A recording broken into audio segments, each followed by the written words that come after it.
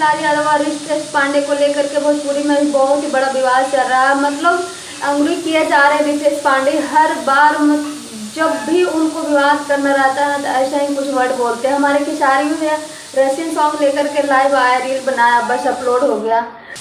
नमस्कार दोस्तों, Radhe Radhe. I hope आप लोग अच्छे होंगे, मस्त होंगे, स्वस्थ होंगे। लेकिन जब रितेश पांडे लाइव आते हैं तो उन्होंने पता है क्या कहा, उनका कहना है कि मैं तो रशियन को ला के नचा के चला भी दिया, लोग सोच ही रहे। आखिर तुम कहना क्या चाहते हो, सीधे सीधे बोलो ना जो भी कहना है।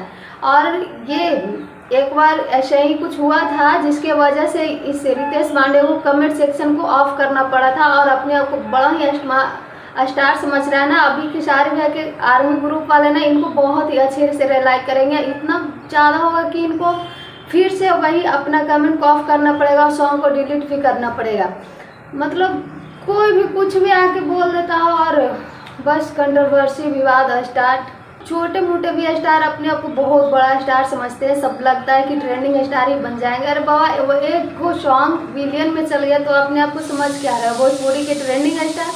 नहीं, भोजपुरी के ट्रेंडिंग स्टार बस एक ही है, उनका नाम है trending star hit machine Khesari Lal Yadav. अब दूसरा कोई नहीं बन सकता। वैसे अपना राय जरूर दीजिएगा। Thank you, love you.